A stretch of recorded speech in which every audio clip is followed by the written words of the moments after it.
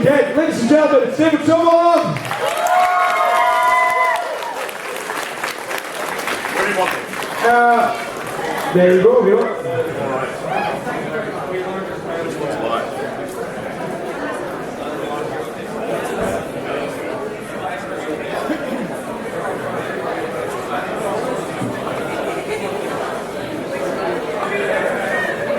I brought a special guest. Have you all met Sammy, the singing sandwich box? La la la la la la.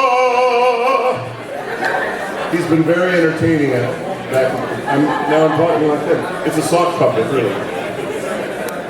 Hello. He said hello. And my famous, infamous iPad cheat sheet so I can remember what I've done with my life. If anyone asks me some obscure question. Oh. Is this on? It's kind of... Is that on? Can you hear him all right? Yeah.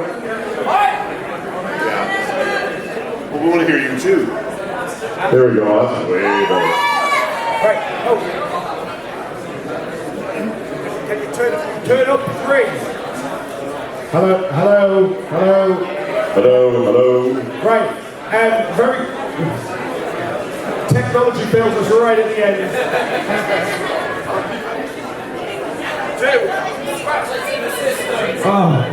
Right, is that better? Then yours both. Right, just before we get started, just a quick quote. Somebody has lost a red pair of glasses. So if anybody finds them, can you please take them over to the desk over on the side, please? Thank you. Sorry about that. Just a no worries at all. Public service announcement. So what would you like to do for the next hour? What do you want to do for the next hour? It's up to them. Do they want to ask questions? Do you want to ask questions? Yeah? Okay, go on then. Ask a question. Let's get him back down.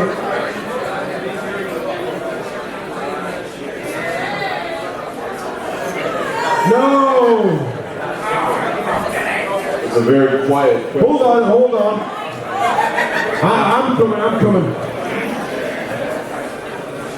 This feels like an episode of Let's Make a Deal, an American game show. Hello? Okay. Hello? Can you hear me? Actually, I have a question for Shockwave. I was actually wondering... Is this a question for Shockwave? Yeah, this is a question for Shockwave. Is your question logical? Actually, yeah, I was wondering, when Predicate first appears in the series, we can see you petting him, so I've been wondering about what went on in Cybertron, like, are there good stories behind that? And what happened after Pokemon Rising? All I heard was Predicate appearing in the series. Everything else was drowned out by the fans. What she asked was, when Predicate first shows up, Shockwave is petting him. So, is Shockwave is he a pet lover? He's my creation. From cybertronic nucleic acid, I believe. Yeah, that's the one. Should I do the entire hour on Shockwave? I will have no voice left. You and I would work together as a great silent team. Hey, I'm going to throw in things when I think of them. You know, I always put my hand in my ear when I'm doing the character. A lot of us do. I'm doing it now, I'm not doing a character. We want to hear every nuance of what we're doing when we're performing it. And it's really, to me, very musical. I studied, as a French horn player, I made a living as an a cappella singer as well. So I'm always listening to the musicality of my character, and I have to have this extra monitor to hear everything so I can make it as good as I can make it musical, really. So let's take it back right to the beginning. Where did you grow up, and how did you get into the acting business? I grew up in a place called Windsor, Ontario, Canada. Yes, and I never imagined that I would be doing this with my life. I didn't really know what to imagine at that age, I suppose, when I was a kid. But no, I ended up, where did I go first? Vancouver, and I studied music. Then I went to the neighborhood playhouse school in New York, and I studied acting with Sanford Meisner. He was quite a famous teacher years ago. Eventually I made my way to Los Angeles, but I started doing voice acting in Vancouver again when I moved back there again. And there are a lot of American shows I've done in Vancouver, you know, Beast Wars. It was recorded in Vancouver, but aired in the States. And eventually just made my way down. My parents were American, so I could do that. I was lucky that way. At least, you know, in terms of contracts and things. So what was it first? Was it stage acting, on screen, or radio? Well, really, I was a pit orchestra musician for musicals, playing French horn. And then I progressed into doing plays and after neighbor playhouse. And eventually people just said, you should be doing villains. You got the deep voice that corralled me into it. Does anybody else, if you want to put your hands up, we have got microphone runners and stuff, so just, yeah, there's a gentleman here.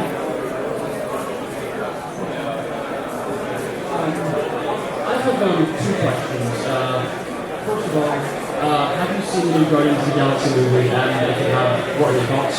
And second of all, what was it like voicing Drax the Destroyer in Avengers Assemble and the Marvel superhero game? To ask you about Drax, well, I've been playing a lot of Drax lately, the animated version of Drax in Guardians of the Galaxy for Marvel. And I've made a number of appearances in shows and video games, and I think my Disney Infinity was just announced over the weekend, so I can talk about that now. Yeah, that's been a lot of fun being associated with that franchise. And the movie's great. I don't know if you've seen it, but I was speaking in the bar earlier about this. And we have been spending a lot of time in the bar, it seems. You've been doing auto assembly right then? Yeah, I went to bed from the bar at 3:45 this morning. But anyway, that movie is so fun because it presents this fantasy world, but at the same time, those songs that they throw in really bring it back to the modern era. And I think that's a key thing. I like being part of a franchise that's new. You know, sure, it's been in the comics since 1969, but not like this. And, you know, sure, I've done Spider-Man projects and Superman projects and things like that, things that have been around for 40 or 50 years, but to do a Marvel project that's never been seen before is a wonderful experience, wonderful opportunity. And I guess Drax in the live-action movie was a pleasant surprise for everybody, to be honest. He was sort of the unknown element that really shone through, I thought. So he must have been pretty proud, even though he didn't really have anything to do with that performance, just seeing the character though. I heard that they cast me before Dave, not that I was based, not he was based on me or anything. They say we sound very similar when we're doing the character. Unfortunate, but anyway. What's next? Next, oh yeah, there's a hand over at the back. This is fun having a panel over the hubbub, over the din, Yeah. over the roar. Tell me about it. Hi, I know that Steve Blum has in the past talked about various sort of antics you guys get up to in the recording studio for Pride. Is there anything that sort of stuck out as being funny or just memorable for you that's happened like that? And you can hear the first half of that. Memorable, fine. Memorable in terms of being inside the acting booth with the voice actors. They would have to stop us from having fun to get us to record the actual show. Steve Bloom right next to me doing Starscream, and Frank Welker and Peter Cullen. It's a comedy explosion. It was like going to a comedy show while I was going to work. And every day was so much fun. I'll never forget it. So, obviously, you got into voice acting, and there was a little show called Beast Wars, which by the time you joined the cast was in its third season. So, how did you end up being associated with that project? I auditioned and I got it. It's as simple as that, ladies and gentlemen. No, there was a time in Vancouver where I was fairly new there in the voice acting world, and I would get considered for these large projects, but usually at the very end I would go, oh yeah, David. They remember, I did RoboCop, Alpha Commando. I don't know if it ever aired here. It was sort of a comedic version of RoboCop. And the same thing with the Beast Wars, they brought me in very late in the process. And that was a 40-minute audition. Because the character had so many layers to it, they kept saying, add this, then add this, and add this, and then eventually it all came together. And so, it was just the character for Depth Challenge that you auditioned. So, Tell us about the decisions you made in regards to the audition process. What materials were you given, and how did you arrive at the Well, the only material I was given was after the audition, and they took me to a corner of the studio where no one else could see and showed me. It was really kind of just barely when the internet was starting to be popular, so they weren't so worried about things being leaked on the internet. But no, they showed me a picture of him before I did the first episode. No one else was allowed to see it, and no one in that building was allowed to see it. And they had it in an envelope, and they had a guy take it away. But yeah, we just jumped in. And Sue Bloom, for those of us that have worked with her, she is in the show with us. She's involved in the energy of what we're doing. So we were just playing off of that. You know, she was really instrumental in bringing the energy out of that show. you want to put your hands in the air and answer some questions? Please speak very loudly for me. Yeah.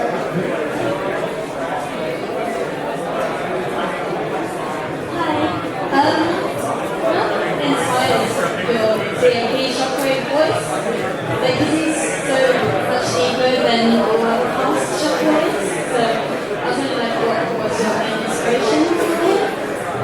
I'm so sorry that after every question I need to translation. It's not that I don't understand the accents. There's so much noise in this room. It's nothing personal. I think you said, well, I know it was Shockwave. That's what I heard.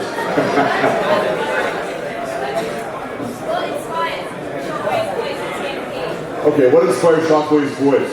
Shockwave is an absence of emotion, except when he had that Starscream episode. And they just said, go for it, and that one. Other than that, if my goal is behind you, I don't care about you. If I'm Shockwave, I'll just push you aside. And that lack of emotion made him scary. Because it didn't matter what you did or said. If you weren't logical, you were dead. So it was very difficult to play. And the director was constantly saying less emotion, less emotion, less emotion. Down here at the front. During Critical's Rising, Shockwave kind of just disappeared halfway through. Do you know maybe what he did or what he was going off to do afterwards? Yeah, I've got 3/4 of that, so I know that he disappears. He just kind of wasn't there anymore. But what was the second part of that? Do you know what he did anything after that? If maybe he went off to do some kind of Shockwave logical crap? I think he went off to play water polo. Because he'd do so well in the water game, wouldn't he? Hopefully he's waterproof. And the wetness wouldn't get into his circuits or anything. I have no idea what he did, but I hope he does something in the future. I'd like to come back and play him again. Shockwave survived, and there's a new show coming out called R.I.D., which is a continuation of Transformers Prime. I'm just saying. I'm just glad that he didn't die. There's a chance. Because if he died, he wouldn't be able to come back, would he? Well, sure he could. Do they really care about continuity in this franchise? Yeah, gentleman down here. What was your favorite moment in Transformers Prime? My favorite moment in Transformers Prime, in the actual episodes, I liked my second season episode where I was torturing those people. That was fun. And, of course, the episode where I kicked Starscream by the neck. That was a lot of fun to act. We kind of wanted there to be a spin-off series, just the two of us, maybe a variety show. Starscream and Shockwave's Friday Night Cabaret show.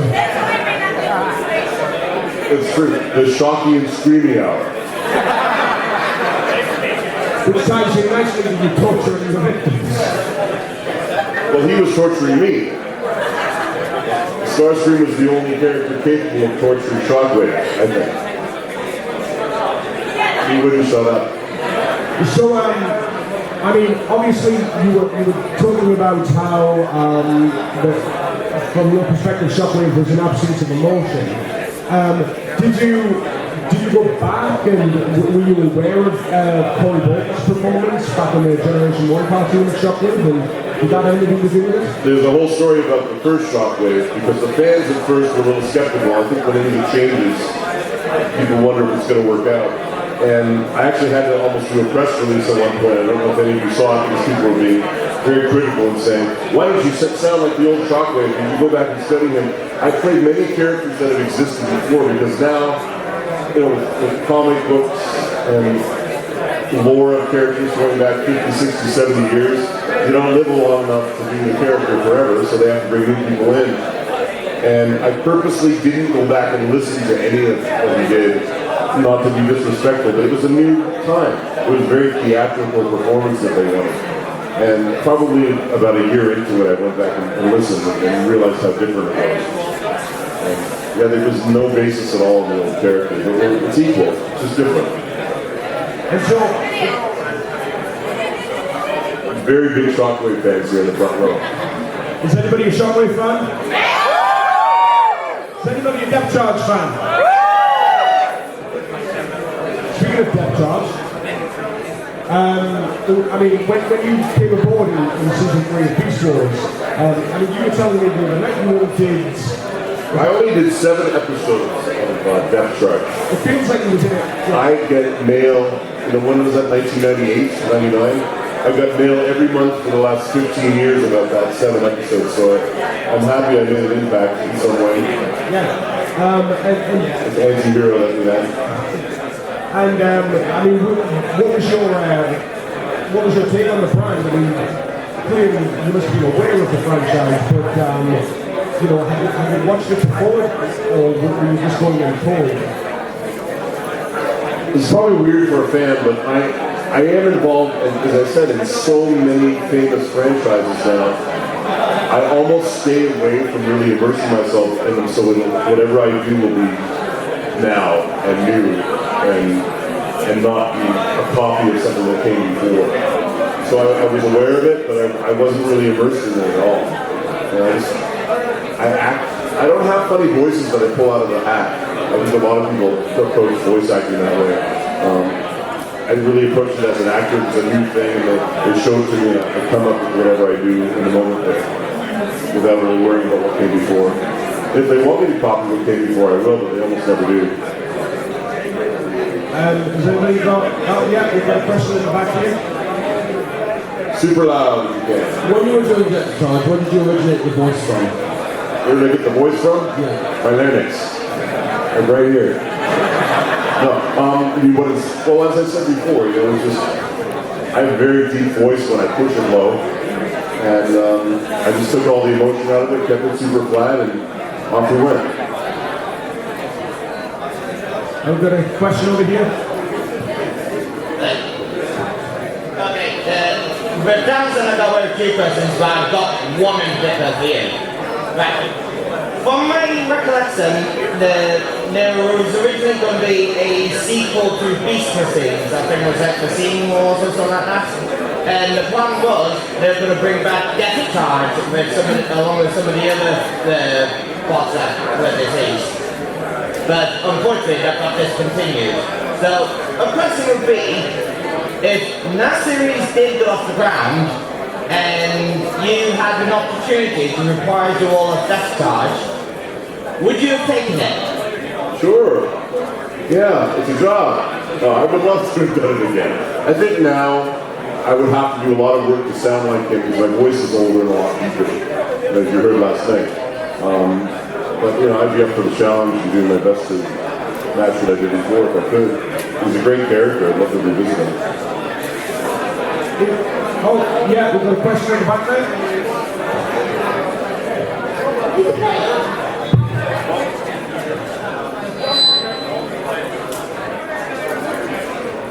I can't find where the microphone is. Any other Transformer please? I need that. Hold up, I'm coming.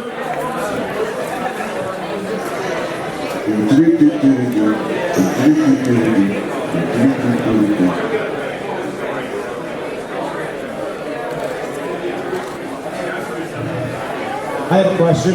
Okay. I'm stealing it from this lad over here. If you could play any other Transformer, which one would it be? I would like to play Megatron someday. Well, although I have played Megatron. Do you know where I played Megatron? Yeah. It was this bootleg thing that wasn't supposed to happen. It should have happened.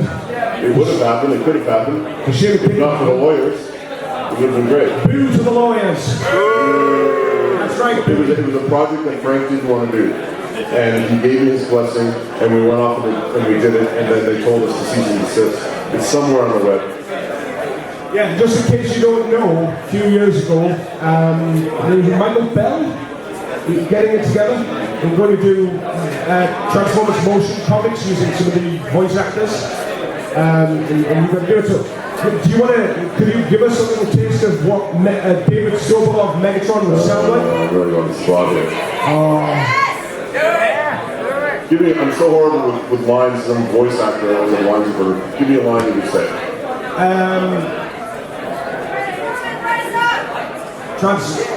Transform and rise up a bit. I'll do it, try to do it like Frank. Transform and rise up. Nobody does it like Frank. And Frank will be doing it for the rest of his life. And Peter will be doing his part for the rest of his life too. And after that, yes. They'll just bring him back, keep him going. So, in terms of all of the roles that you played, is there any one that sort of particularly stands out to you? You could point to and say, this is the one that I'm most proud of? I love all my children equally. I have to say that because they're different. There's some that I probably didn't like that much, but there's a lot that I love. You know, there's a show called Kaijudo. Did anybody see a show called Kaijudo that I did? It's very little known. That was one of the favorite things I ever did outside of Transformers. Just had a lot of heart. It was a creature that actually felt things, aside from being scary.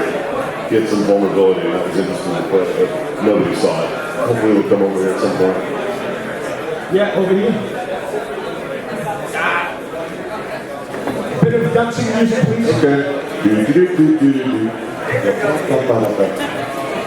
Okay, so this is going to be like a really weird question, but... There are no weird questions. They're just weird people. So what do you think would happen if Shockwave and Depth Charge were locked in the same room together for 24 hours? Shockwave and Depth Charge. I think there probably will be a lot of pieces of robots on the floor, broken up. I think they'd be fighting. I think they wouldn't get along very well. But I think Depth Charge would get tired of all the logic. And he'd be trying to get out of there so he could find Protoform X anyway. Sorry, I'm back. Oh, Did you miss me? yeah, I did. Isn't he great as Master of Ceremonies? For 2 solid days? Fantastic. I can see how tired you are now, but you've done a great job. Yay! I'm so underappreciated, David. Take me back to LA. Actually, I couldn't do it with the heat. I'd hire you to be Master of Ceremonies anytime. Really, you're great. Just wheel us out of the club and just be like, present this! I don't think I would be able to go. I've just come back actually. It's too warm over there. Right, okay, so obviously your career as a voice actor has taken you to many different franchises, many different characters and things like that. Obviously you mentioned some characters that are near and dear to your heart. Is there any roles that you've maybe auditioned for that maybe you didn't get, which you've sort of kicked yourself at, or anything that, or any particular character that you wish you could have played or still want to play? I had a chance to try for Tony the Tiger commercial because the fellow died and they brought somebody in. But they told me we don't want Tony the Tiger's traditional voice. We want him to be a fellow that. And I said this earlier, but I misspoke when I said the politician's word. I misspoke. I don't force my voice down. It's just naturally pretty low. So they like casting me for the low parts that other people would be forcing down. I just sort of speak it naturally. They said, we don't want a fellow who's forcing the voice down. We don't want a fellow who's a commercial actor. We want more of an animation actor. And, a little more conversational. So it was very different. And then I showed up at the audition, and they said, we want it to sound like Tony the Tiger. So I wasn't really prepared for it. So I would have loved to have had that. That would have been a lot of fun. At the end of your take, did they go, that's great? They did what do they call it? When they just go, that's nice. No, they often will be encouraging, but you never know what they really mean. And the person they cast is a sweet lady. I never care. It just didn't work out. And then one more last thing about that, yes, part of it, wonderful. It would just be fun, because of the voice, to have, and it isn't an ego thing at all, but it would be fun to have the word God on my resume, like voice of God. I've auditioned for God a few times and never been cast as God. I didn't realize there'd be that many positions open for God. He shows up once in a while. From time to time in animation. So growing up and getting into the acting business and things like that, who are your inspirations? Did you try to model your performance on anybody, or are you sort of David Sobolov 100% approved? A big thing in my career has been not copying anybody. And there's tons and tons of actors that I would admire, but every role is different, and I just sort of open my eyes and it's a blank page, and I think that's been the secret to whatever success I've had. Just a different way of approaching it, I think. So I can't even answer that. Like, so many people I enjoy. Helen Mirren, not that I would ever be playing a Helen Mirren part, but I love her. Tilda Swinton, listen to her read the phone book. He's great. There's lots of great actors. And then Stephen Fry, I was just talking about him today. All right. Isn't he great? I could mention British actors, but he's great. Can you do a Stephen Fry impression? No, okay. It's funny, you're making me think of when I'm asked to do accented work. In the States, they aren't as strict as I think they should be, and they'll say they want a flavor of an accent. I showed up, I studied a Northern Irish accent years ago, which I don't do very well anymore, but I showed up at first rehearsal for the play, and they said, too authentic. No one will understand you. So, they don't seem to be strict about that. So an accent over here wouldn't be acceptable, but it would be back there at times. Do you find yourself doing much stage work now, or is it? No, not at all. It's all voiceover. But I'm starting to get a little bit though into on-camera work. This is a movie poster for Sparks. It's a feature film that I did. That's my face is. It's about a centimeter tall. I played a mutant. A mutant? With 3.5 hours of makeup a day. I bet that was fun. It was. You know Clancy Brown? Yeah. I had to bite his finger off. Oh. And it tasted like strawberry that day. Because of the type of blood they were using. So do you find it's easy then to transition from sort of one artistic endeavor into the voice acting to feature films or things like that? I think I've always been a bit of a chameleon, going from a music career into acting, and I'll do almost anything except audiobooks. I find those extremely boring to do. Other than that, I'll try almost anything.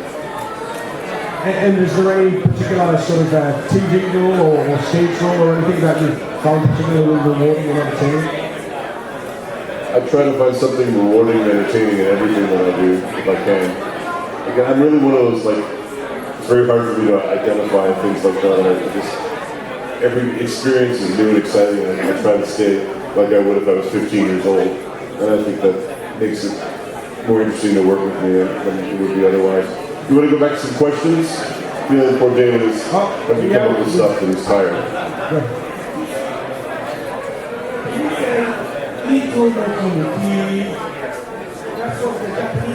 Oh, the Japanese version. I couldn't even attempt it. You can sing it if you want. Let's hear it. Awesome.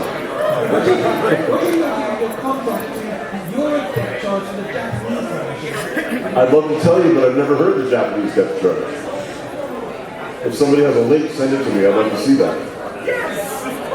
Although I found in the past, this is just a generalization, but I've done a lot of things that were also done in Japan, and I found the Japanese version is usually way more emotional than the American version.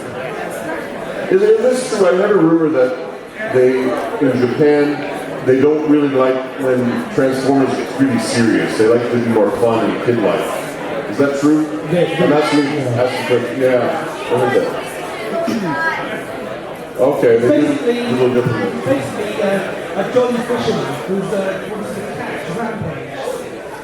Honestly, there was an awful lot of weird things that took place in Beast Wars when it was moved over to Japan. Genders were changed around, which made the one specific relationship kind of interesting. So it was depth changed. No, it was, who was it? It was... Tigatron and Air Airazor and Tigatron obviously had a relationship, and then Airazor was turned into a guy in the Japanese series, but it was all kind of left in, and it was sort of done as a sensei-student type relationship with a lot of holding going on. Isn't that an awesome thing about animation? It can be anything you want. And you can do stunts you can never do on camera and get away with it. You won't die. You can come back to the next episode. Any other questions? Sammy? Do you remember that you were in an anime called Key the Metal Idol and you played a character called Sergei/Jim? You're talking about Key the Metal Idol? That's the one, yeah. Yeah. You were the one that mentioned that to me by signing. No one's ever mentioned that in 20 years. How come that's the only anime that you've really been involved in? I'll be honest. I'll be completely honest with you. It doesn't pay very much. I couldn't survive on it. A lot of people do it and then they move on to other things. And that's where I started. I started doing a lot of anime when I first started doing voiceover. And then I had to progress to things that would pay the rent. But now, I'm more interested in getting back to it for artistic reasons. I know a lot of people in LA that are producing it, so I'm pursuing it again for the first time in about 20 years. So you might see me in some anime. Got a gentleman.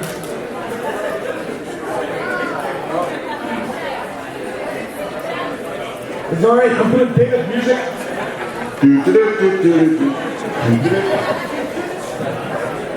Finally.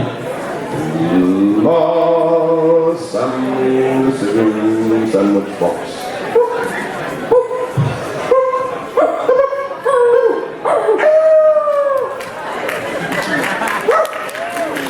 Right, now the question. You're barking at each other.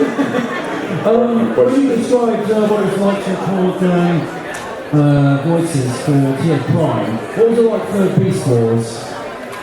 No, when I'm asked a question like that, I have to go back and say, be more specific. Because what was it like to do it? What do you really want to know? Yeah, so what was the atmosphere like when recording voices for Beast Wars? A certain percentage of oxygen in the atmosphere. So, the working relationship was fun, just like with Transformers Prime. Again, Sue Blue really set the tone for that show because she was so involved and energetic, and she'd get right in and play the scene with us right until the moment where she had to press the button and not talk. So there haven't been very many oppressive actors. It's not like I'm working manufacturing a product that someone's standing over me, beating me. It's almost always fun. They really encourage a sense of play, or it wouldn't be any fun for you. If we're not having fun, you wouldn't have fun either. Do you ever see, or have you ever experienced sort of an issue when it comes to a director's vision of a particular role versus your own performance? Well, there was a video game I did once. It was a Star Wars video game. And they didn't hire a voice director. And you really need someone that speaks our language so that they can interpret all the different people that might be behind the glass and what they want. In this case, they didn't have someone like that. So he started giving them what are called line readings, where they just say it the way they want. But because he wasn't an actor or even a director, he was saying it the way he imagined, but it wasn't coming out the way he wanted. So I started copying what he was actually doing, and he was getting angrier and angrier and angrier. And finally I just said, you know what?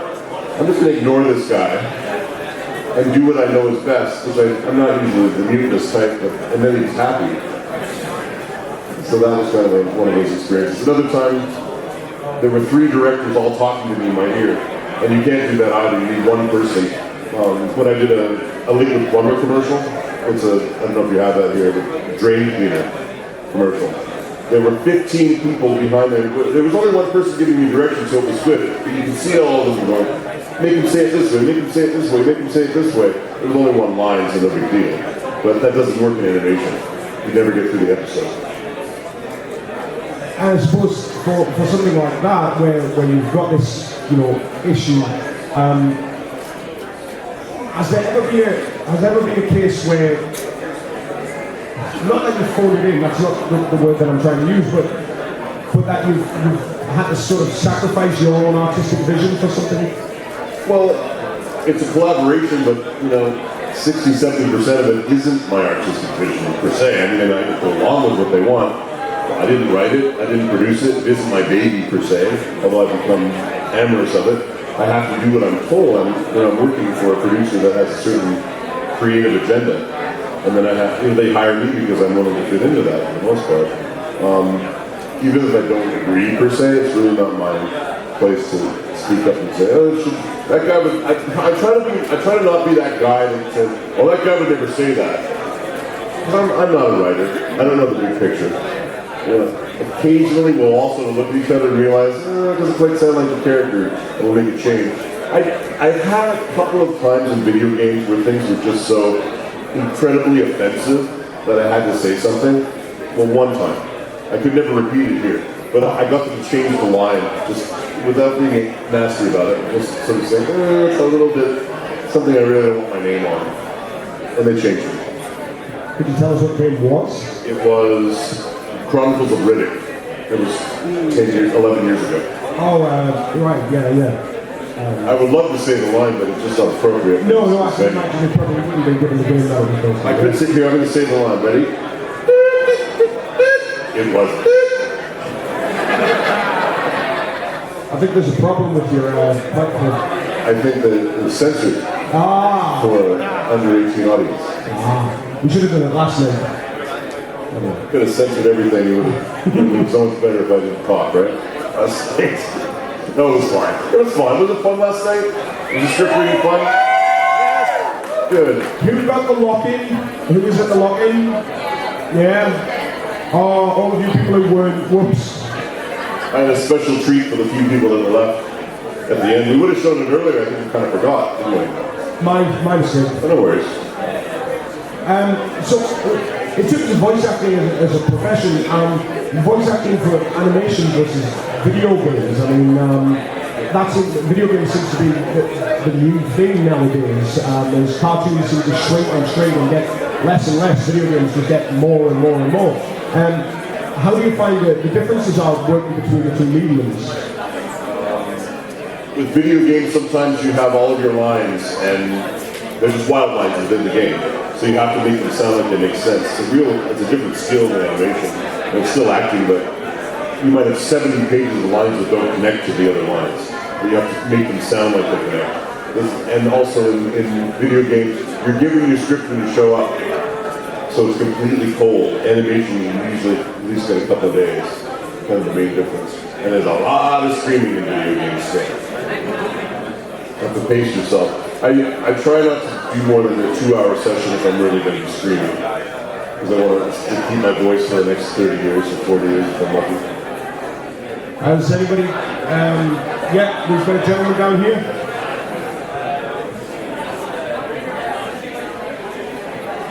If anybody else has got any questions, if you stick your hand up now, we can try and get a microphone to you as soon as possible. All working? Okay. Speaking of video games, what was your experience like on working with Halo Wars? Halo Wars, that was fun. I was the arbiter in Halo Wars. He's a lot like Shockwave, really, with a little bit more emotion. But that was a very intense game. I remember it's so far away from who I am to play these evil guys, and personally I'm trying to be a nice guy. And I remember that one was so intense, it was almost, there was a physicality about it. And it was kind of, that's almost like Megaton. Yeah. But he was really physically intense, and it was exhausting, and it was also really rewarding. I've had a lot of good response to that game. Yeah. Hello? There we go, that was working. Right, Shockwave and Knockout and TF Prime didn't really get much screen time together. What do you think their relationship would be? Would they get along at all, or probably at each other's throats? Who's Shockwave and who? Knockouts. Knockouts. Well, given Knockouts' nature, What do you mean by nature? I can nature. No, here's the thing about Shockwave. I was a very isolated character. He was in the lab, he was with Starscream and Megatron. And again, as is my nature, as I've explained to you, I almost didn't pay attention to a lot of the other characters. If they weren't right there in front of me, I would sometimes ignore 3/4 of the script just so I could have a laser beam focus on what he did. Because again, I was part of his character too, because like I was talking about how if his goal was behind you and you weren't being logical, he'd just kill you. He didn't need to worry about any of that stuff. So I really don't have an intelligent answer for that because I just never considered it. I know I should like come up with the fantasies, but I just, it's a very specific idea. There's a gentleman at the back. Oh, we'll come back to you in a second. Okay. Gentleman at the back. What was it like recording the Transformers franchise so after Beast Wars? I'm going to have to run down to the back line there. Yeah. Music. Sammy, we're singing. In the morning, in the evening, and we got fun. My favorite cartoon was One Foggy Evening. You know what that is? He likes it. You know the frog? Everybody's doing the Michigan run. Old Warner Brothers cartoon. Apparently no one in England has seen. Let's try this. He has way back. What was it like comparing the Transformers franchise so long after Beast Wars? David, what was that? What was it like returning to the Transformers franchise so long after Beast Wars? I was so lucky to have 2 kicks in the can. Very few people get that. 15 years later. I did Beast Wars in Vancouver, and when I was living in Canada, of course, and Transformers Prime in Los Angeles. It was a completely different time in my life. Very different character, really. It was just luck. I could do a 3rd one someday? Wow, but I don't know if that'll ever happen. Can you think of, there's probably several that have done major characters of different generations of Transformers. Are there? Michael McConaughey. Yes. Stephen Bloom. Major characters. Well, Counter Coleman's been in 2. Frank Welker. Well, that doesn't count. He's always. I'm sorry. Other than Megatron. David Cage. So a lot of us have, but I still think I'm very lucky. I don't take anything for granted. I don't feel entitled. I am lucky to wake up every morning and do this. It's a gift. I don't mean a gift. I have a gift. I'm not saying I have a gift. I'm saying it's a gift.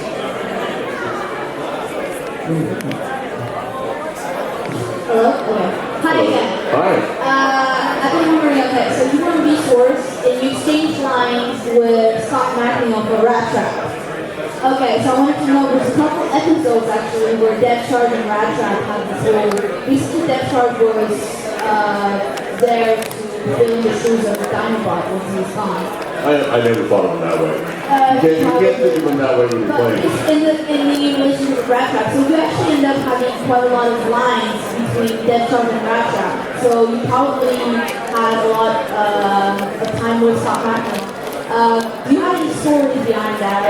Because I heard he's pretty energetic, so I'm pretty sure there's some funny stories there. I want to know if you have something to share. And I have to apologize. Most of these questions I'm only hearing about every 3rd word.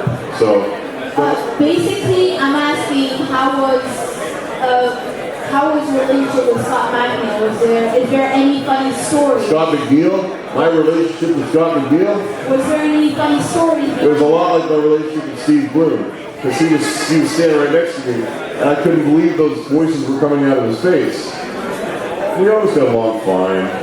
The funny story is just watching him do it. Because I couldn't believe I couldn't believe the talent I'm standing next to, really.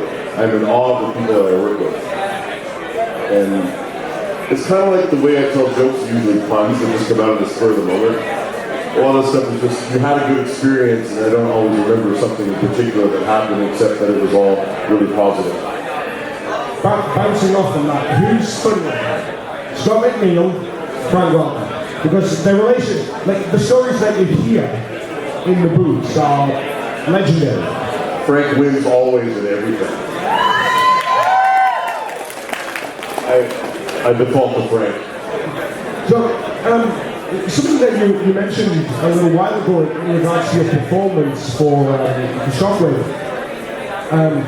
He's very cold, he's calculated, he's logical, there's no emotion or anything like that. When you're recording as an ensemble, which you did for Transformers Prime, did you find that perhaps to be a hindrance? Because even though perhaps timing-wise you're bouncing off other actors, you're trying to just play this deadpan, role, and also as well, as a follow-up to that, how do you make a cold-hearted, emotionless, deadpan performance sound entertaining? Because you did it, so you must know it. I can't try to, if I tried to make something sound entertaining, it wouldn't be. I have to play the reality of the character. And it's things I learned in acting school. I'm living truthfully under given imaginary circumstances. What are Shockwave's circumstances? He's logical and he knows what he wants and he gets it. He's very few things to think about, really, except they're very difficult things to act, because we're taught to infuse our performances with a lot of emotion. And in this case, I was sucking all the emotion out of it. And I found the pace was really important. He had to always, the director was helping me with this a lot. J.D. Simone, always slowing down the pace. And I really kind of felt like everyone was wonderful to me in there because, sometimes there's a quality of silence. There's different types of silence. The silence in there was listening. They're all listening. And that made it easier for me. We've got a couple of minutes left, so does anybody else have any other questions? Oh, we've got a hand over there at the back. And, sorry, was there a hand over there as well? I think there was, or maybe somebody was talking, I don't know. Hi, we're playing some characters He's going back because it's so hard to hear. And while he's running back, I have a favor to ask all of you. There's a new thing in Los Angeles. Some of the newer shows that are meant for younger people, they will literally cast us based on how many Twitter followers we have. And I've never even thought about that before. So if you would be so kind to help all of us out, I don't know what everyone else's Twitter handle is, but mine is Boloboss with my name backwards. If you could follow me, it would be a wonderful thing. If you want to keep hearing me do animation, that's probably the way to do it seems these days. Thank you. The question that we had at the back there was, do you tend to find that your voice is coming naturally, or is there any one particular voice that is harder to pull off than others? Well, I think if there's more complex weirdness in the voice, it sounds like this. Like if there's some crazy, really big fry or screaming, of course, that's hard to do. And you can actually sometimes shape the parts you get by how you audition for them. If you audition non-screaming, but it's something that's interesting, they might just go for it. So I kind of try to preserve my health while giving an interesting performance if I can. There's a lot of screaming still needed, but the easier things are obviously, it's surprising though. Some of the things that the audience thinks are really hard on my voice might be really easy. Because this character I play called Azmodan in Diablo 3. And it's like a throat massage, it's awesome. I could do it all day, but it sounds like it's really hurting me. And there's a gentleman here. Hi, you along with a lot of the other panel have mentioned Subaru numerous times and been very complimentary of their experience of working with her. I just wanted to see you be able to kind of talk about that a little bit more. I'm a theatre director moving into audio, and it's great to hear kind of under the energy and kind of soon reading with you guys. What is it about her that she's done with that? Because she's acting with us. Very, very few directors do that. They'll tell us what to do, what they want, but she's like one of the actors in the show. They should be recording her in the booth, that would be awesome if they ever did that. If they recorded her in the booth and put it as a DVD extra or something online that you could hear, people would love it. It'd be horribly entertaining. That's what it is. She really is engaged in it. It's just her energy and her enthusiasm, and she's very encouraging of us.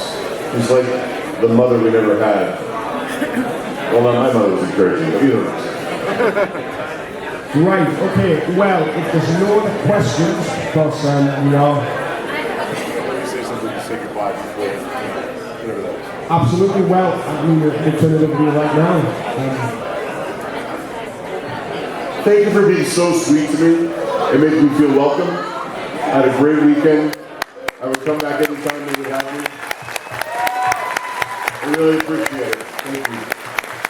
Ladies and gentlemen, please give it up for Mr. David Sobolov!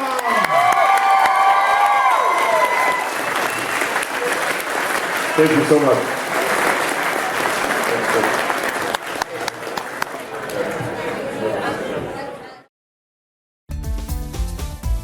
Thank you for watching.